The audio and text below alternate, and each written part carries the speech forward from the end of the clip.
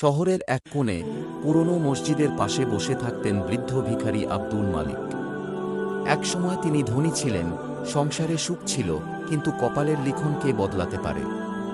ব্যবসায় বড় ক্ষতির পর তার স্ত্রী অসুস্থ হয়ে মারা যান, আর একমাত্র ছেলে শাকিল কিশোর বয়সেই বিপথে চলে যায়।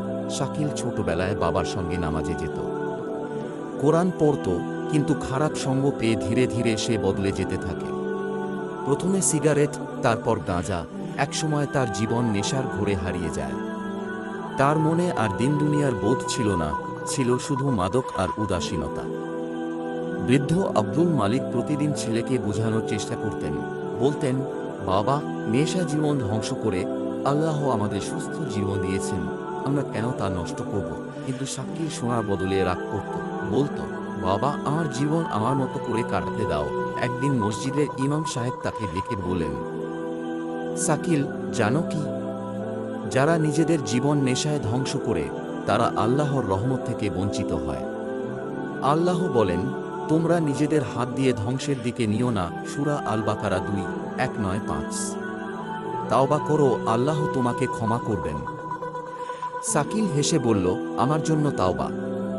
আমি অনেক দূরে চলে গেছি, এখন কি আর আল্লাহ আমাকে ফিরিয়ে নেবেন?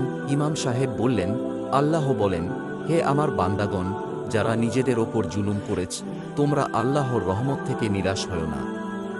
নিশ্চয়ই আল্লাহ সব গুনাহ ক্ষমা করেন। সূরা আজ-জুমার 3:9-5-3। যদি তুমি সত্যিকারভাবে ফিরে আসো, আল্লাহ তোমাকে ক্ষমা করবেন। সেদিন কথা শুনে শাকিল কিছুটা নরম হয়েছিল, কিন্তু নেশার বন্ধন এত সহজে ভাঙে না। কয়েক মাস পর এক রাতে নেশাগ্রস্ত অবস্থায় সে রাস্তায় পড়েছিল। ঠান্ডায় কাঁপছিল, শরীর দুর্বল হয়ে গিয়েছিল।